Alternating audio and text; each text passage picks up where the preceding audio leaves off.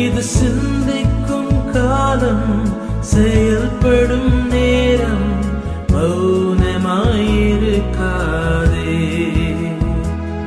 இது சிந்திக்கும் காலம், செயல்படும் நேரம், மௌனமாயிருக்காதே.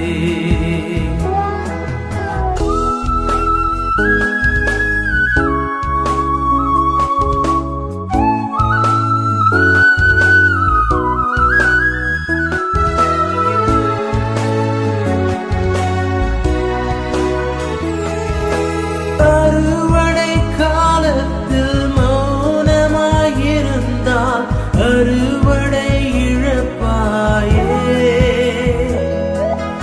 ஆண்டவர் காலத்தில் மௌனமாயிருந்தால் ஆத்துமா இழப்பாயே. இது சிந்திக்கும் காலம், செயல்படும் நேரம், மௌனமாயிருக்காதே. இது சிந்திக்கும் காலம், செயல்படும் நேரம், மௌனமாயிருக்காதே. இந்தியா இயேசுவை அறியும் காலம் இதுதான், இதுதானே. இந்த காலத்தில் மௌனமாயிருந்தால் ரட்சிப்பு தான் வருமோ? இது சிந்திக்கும் காலம், செயல்படும் நேரம், மௌனமாயிருக்காதே.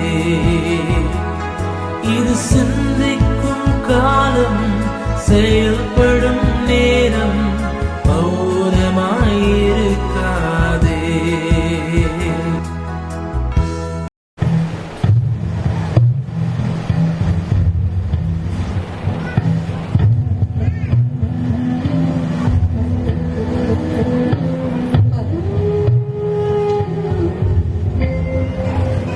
உங்க ரிப்போர்ட்டை பார்த்தேன். உங்களுக்கு ஏலியன் டிசார்டர் வந்திருக்கு.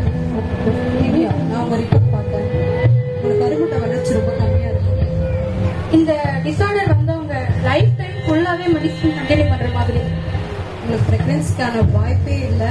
பட் ஒரி பண்ணிக்காதீங்க, ட்ரீட்மெண்ட் பார்க்கணும். இந்த டேப்லெட் நீங்க கண்டினியூ பண்ணலன்னா உங்களால ஒரு இன்ச் கூட மூவ் பண்ண முடியாது.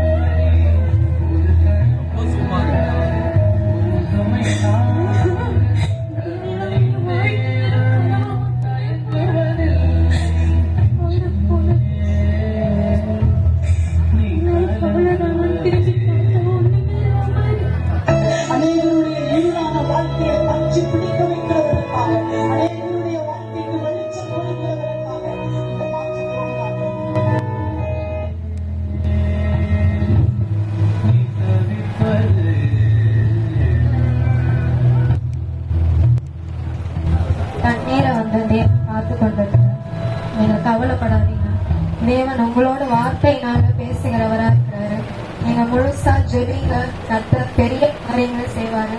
அவங்களுடைய மரண கட்டுகளா இருக்கட்டும், அவங்களுடைய வேதனை வலிகளா இருக்கட்டும், எல்லாமே தேவன் மாற்றுவாரு. நம்ம தேசத்துக்காக இல்ல, மத்தவங்களுக்காக. இப்போ நீங்க எப்படி எவ்வளவு வேதனையில இருக்கிறீங்களோ அது போல மத்தவங்களும் இந்த வேதனையில தான் இருப்பாங்க. கர்த்தர் நீங்க அவங்களுக்காக ஜெபிக்கும் போது கர்த்தர் உங்களுடைய சிறையிருப்பை மாற்றுவாரு. ஜெபிங்க, தேவன் பெரிய அதிசயத்தை செய்வாரு. நம்ம இப்போ ஜெபிக்கலாம்.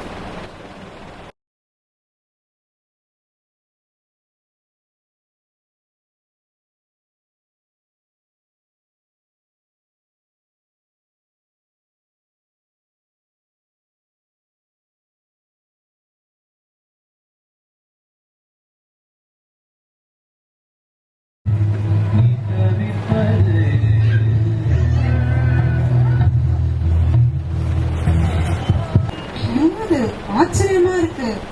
நானு நம்பவே முடியல. நீங்க கன்சீவா இருக்கீங்க. வாழ்த்துக்கள்.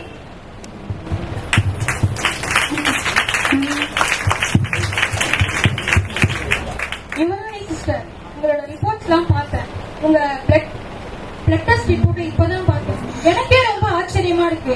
இந்த டிசார்டருக்கு மருந்தே கண்டுபிடிக்கல. எனக்கு எப்படி சொல்றதே தெரியல. ரொம்ப ஆச்சரியமான விஷயமா இருக்கு. நீங்க குணமாயிட்டீங்க. இதுக்கப்புறம் நீங்க மெடிசன் கண்டினியூ பண்ற ஸ்தோத்திரம். இப்ப நீங்க பாத்தீங்கன்னா இது உயிருள்ள சாட்சி. உண்மையாவே எங்களோட தனிப்பட்ட ஒவ்வொருத்தரோட வாழ்க்கையில நடந்த காரியத்தை தான் நாங்க ஸ்கிப்டா உங்ககிட்ட சொல்லியிருக்கோம். நாங்க பர்சனலா என்னெல்லாம் பண்ணோமோ, என்னெல்லாம் எங்களால பண்ண முடிஞ்சதோ, எப்படிலாம் நாங்க தவிச்சோமோ, இது கொஞ்சம் தான். இன்னும் பார்க்காதது நிறைய இருக்கு. எனக்கு திருமணமாகி 13 வருஷமா குழந்தை இல்லாம இருந்தது. 2010 திருமணம் ஆச்சு. 2023 வரைக்கும் எனக்கு குழந்தை இல்லை. நிறைய பேர் நிறைய பேசினாங்க. முன்னாடி எது பேசியிருந்தாலும் கூட எனக்கு பின்னாடி நிறைய வாய்க்கு தான் இப்படி இருக்கு, குழந்தை இல்ல, நிச்சயமா சொல்லியிருக்காங்க நிறைய பேர். அதே மாதிரி எல்லாரும் ஒருத்தர் ஒன்னொன்னு சொல்லுவாங்க. நீங்க எங்க போங்க அது சரியாயிடும், மெடிக்கல் ரீதியா இருக்கட்டும், இல்ல அந்த கோவிலுக்கு போனா சரியாயிடும், இந்த கோவிலுக்கு போனா சரியாயிடும், இந்த பரிகாரம் பண்ணா சரியாயிடும் அப்படி எல்லாருமே அவங்கவுங்க ஆலோசனைக்கு தகுந்த மாதிரி ஒன்று சொன்னாங்க. நாங்களும் எல்லாத்தையும் செஞ்சு பார்த்தோம். எவ்வளவு பணமா செலவு பண்ணி பார்த்தோம். உடல் ரீதியா நான் ரொம்ப ட்ரீட்மெண்ட்னால ரொம்ப நொந்து போயிருந்தேன். நம்ம லைஃப்ல அவ்வளவுதான். 13 வருஷம்ன்றதுனால நான் சோர்ந்து நான் மறந்துட்டேன். உண்மையா சொல்லணும்னா எனக்கு குழந்தைன்ற ஒரு விஷயத்தையும் நான் மறந்துட்டேன். நாங்க ஜாயிண்ட் ஃபேமிலி. எங்க தம்பிக்கெல்லாம் குழந்தை இருக்கிறதுனால அவ்வளவுதான் நம்ம லைஃப் அப்படின்ற மாதிரி நினைச்சுட்டேன். சில நேரத்துல அங்கங்க பார்க்கும்போது எப்பயாச்சும் ஒரு நாள் ஏக்கம் வரணுங்களா அப்படின்னா எனக்கும் வந்திருக்கும். நான் இப்ப பண்ணதெல்லாம் உண்மையா நான் செஞ்சு பார்த்த ஒரு விஷயம் தான். அதை நான் ஆண்டவருக்குள்ள சொல்றதுல நிச்சயமா நான் வைக்கப்படல. கர்த்தர் எல்லாத்தையும் மாத்தினாரு. நாங்க இங்க எஸ்ஏ ஜபத்துக்குள்ள ஜெபிக்க ஆரம்பிச்சேன். நான் தான் ரட்சிக்கப்பட்டிருந்தேன். என் கணவர் ரட்சிக்கப்படல. ஒரு இஸ்லாமியர். நான் ரட்சிக்கப்பட்ட ஆண்டவரோட அன்பை தெரிஞ்சு ஏத்துக்கொண்டேன். அவர் 2023 நாங்க சொல்லவே இல்லை நீங்க ரட்சிப்புக்குள்ள ஆகுங்கன்னு சொல்லி. நாங்க ஜெபிச்சுட்டு தான் இருந்தோம் அவருக்காக சபையில ஒன்று கூடி. ஆனா அவரே நான் மனம் மாறி நான் ஞானஸ்தானம் எடுத்துக்கிறேன்னு சொன்னாரு. 2023 ஞானஸ்தானம் எடுத்தாரு. நம்ப மாட்டீங்க, மார்ச் 2023 அவர் ஞானஸ்தானம் எடுத்தது. மார்ச் 2024 எங்க பையன் எனக்கு பிறந்துட்டான். அதே வருஷத்துல அவர் ஞானஸ்தானம் எடுத்த அதே வருஷத்துல 7ஆம் மாசம் ஜூன் ஜூலைக்குள்ள நான் கன்சீவா இருக்கிறேன் அப்படின்னு சொல்லி ஓடி வந்தேன். நான் எனக்காக ஜெபிக்க வரல. என் விஷயத்த நான் மறந்துட்டேன். நான் இதே மாதிரி ஒரு சகோதரிக்கு குழந்தை இல்ல, என் வேலை பாக்குறவங்க அப்படின்னு சொல்லி என்ன காட்டிலும் பாரமா சொன்னாங்க. எனக்கு அவங்க பாரம் பெருசா தெரிஞ்சதுனால ஏற்பாட்டை நான் ஜெபிச்சுட்டே இருக்கும் போது எல்லாத்துக்காகவும் ஜெபிக்கிறோம் இல்லைங்களா தேசத்துக்காக. அப்ப கடைசியா நமக்காக ஜெபிக்க சொல்லி ஒரு நாள் சொன்னாங்க. நான் மறந்த விஷயமா இருக்கலாம், நாங்க கேட்டு விட்ட விஷயமா இருக்கலாம் அப்படின்னு சொல்லி நான் அன்னைக்கு கண்ணீரோட நான் ஏற்பாட்ட ஜெபிக்கலாம் தெரியாது. உண்மையாவே நான் என்னன்னு சொன்னா, அப்பா எனக்கு என் தகப்பனவங்களை நினைச்சு சொல்றேன். ஏன் எல்லார் வாழ்க்கையிலும் திருமணத்துக்கு அப்புறம் நடக்கிற ஒரு சாதாரணமான விஷயம், திருமணம் ஆயிடுச்சுன்னு சொல்றாங்க, குழந்தை கன்சீவா இருக்குன்றாங்க. என் வாழ்க்கையில இது வரைக்கும் நடக்கவே இல்லை. என் பாரத்தை உங்ககிட்ட சொல்ல வந்திருக்கேன்னு அழுத. ஏசுப்பா வார்த்தையோட என்கிட்ட பேசினாங்க. எந்த தெய்வமும் என்கிட்ட பேசவே இல்லை. ஏசுப்பா வார்த்தையை கொடுத்தாரு. உடனே உன் பலத்தினால அல்ல, பராக்கிரமத்தினால அல்ல, தேவ ஆவினால எல்லாம் இந்த வார்த்தையை நான் அதிகமா விசுவாசிச்சேன். அப்புறம் வீட்டு ஜபத்துல என்கிட்ட பேசினா. நான் சோர்ந்து போய் இருக்கும் போதெல்லாம் உடனே என்கிட்ட பேசிட்டே இருந்தாரு. நீ காத்திரு, பொறுத்திரு, கர்த்தரையே நம்பிரு, காரியத்தை வாய்க்க செய்வார்னு சொன்னார். நான் ஜெபத்துல கேட்டேன், நான் என்ன பாவம் செஞ்சேன் அப்படின்னு கேட்டேன். அப்போ பாஸ்டர் மூலியமா பேசுறாரு. ஒருத்தர் சீஷர்கள் கேக்குறாங்களா, இது நான் செஞ்ச பாவமா இல்ல என் பெத்தவங்க செஞ்ச பாவமா, இது யார் செஞ்ச பாவமா, இல்ல என் மகிமை உன்னை கொண்டு வெளிப்பட போகுதுன்னு என்கிட்ட பேசினார். அவர் வார்த்தையில ஒரு நாளும் இந்த வார்த்தையை கொண்டு பேசி இன்னைக்கு உயிருள்ள நான் நினைக்காது எந்த இடத்துல நான் வைக்கப்பட்டு நின்னனோ, எந்த இடத்துல நான் தலை குனிஞ்சு நின்னனோ, இது நடக்கவே நடக்காது என் வாழ்க்கையில. என் குழந்தை பிறந்து கூட என் பெட்ல என் பக்கத்துல தூங்கும் மேக நேரத்துல நான் ஆச்சரியப்பட்டிருக்கேன். பிரமிப்பான காரியம், இது உண்மைதானா, இது நிஜமாவே என் குழந்தை தானா அப்படின்ற ஆச்சரியம் எனக்கு நிறைய நாள் இருந்திருக்கு. கத்திரைய நின்று என் அவமானத்தை மாத்தி என் கூக்குரல் கேட்டு பெரிய அதிசயத்தை செஞ்சாரு. கத்திர கொடான பெரிய நடக்கும். இங்க நாங்க நடிச்சது உண்மையிலே எங்க வாழ்க்கையில எங்க தனிப்பட்ட காரிய நேரத்துல நாங்க நடிச்சு காட்டியிருக்கோம். ஏன்னா நானும் கூட ஒரு நாள் கத்தரை அறியாத போது இது போல ஒரு மோசமான வியாதி, இது எப்படி சொன்னாங்கன்னா, டாக்டர் இது குணப்படுத்தவே முடியாது, நீ லாஸ்ட் வரைக்கும் மெடிசன் தான் இருக்கணும். எந்த டாக்டர்கிட்ட போனாலும் இதுதான் சொன்னாங்க. சரி, ஆண்டவர்கிட்ட சொல்ல, ஏசப்பா உங்க சித்தம் நீங்க என்ன குணமாக்குனா குணமாங்க, இல்லைன்னா நான் இப்படியே இருந்துடுறேன். ஆனா ஒரு பக்கம் கரைங்களை என்னை விட்டு விலக கூடாது சொல்லி நான் அவர்கிட்ட ஜபிச்சிருந்தேன். அதுக்கப்புறம் எஸ்தர் பிரேயர் ஆரம்பிச்சாங்க. எஸ்தர் பிரேயர் ஆரம்பிச்சு என்னுடைய பர்சனல் காரியத்துக்காக ஜெபிக்கிறதே நான் மறந்துட்டேன், விட்டுட்டேன். மோஸ்ட்லி அக்கா சொல்ற குறிப்பு, அந்த போன்ல வர குறிப்பு, இதுக்காக தான் மோஸ்ட்லி ஜெபிக்க ஜெபிக்க ஜெபிக்க என் பர்சனல் காரியத்தை கேட்கவே நான் மறந்துட்டேன். ஆனாலும் அந்த பிரச்சனை எனக்கு இருந்துட்டே இருந்தது. ஆனா கர்த்தர் என்ன 2024 நவம்பர் டிசம்பர்ல தான் எனக்கு பரிபூர்ணமா விடுதலை ஆயிடுச்சு. இப்ப 1 வருஷம் ஆகுது. ஒரு மாத்திரை கூட இது வரைக்கும் நான் எடுக்கல. வலின்னு சொல்லிட்டு ஒரு மாத்திரை கூட இருக்கல. என்னால என் சூழ்நிலை இப்ப நான் அடிச்ச மாதிரி தான். எடுத்து ஒரு அடி வைக்க முடியாது என்னால. என்ன தண்ணி குடிக்கணும்னா அந்த டம்ளர் எடுக்க முடியாது, பாத்ரூம் போக முடியாது. அவ்வளோ ஒரு மோசமான வியாதினால நான் அப்படியே இந்த வலியில நம்ம செத்தல்லாம அந்த மாதிரி வலிக்கு அந்த வலி வலிக்கும் போது இவ்வளவு வலியை தாங்கிட்டு நம்ம ஏன் உயிரோடு இருக்கணும், நம்ம பேசாம செத்துடலாம் அப்படின்லாம் தோணி இருக்கு. அதுதான் அந்த மரண படுக்கையில இருந்து ஆண்டவரோட விடுதலை எந்த மருத்துவரால குணப்படுத்த முடியவே சொன்ன அந்த நோயை ஆண்டவரோட கரம் தொட்டு என்னை குணப்படுத்தி இந்த ஜீவனோட பலத்தோடு பாதுகாத்து வந்திருக்காரு. கர்த்தர் செய்த கிருபைக்காக கர்த்தர்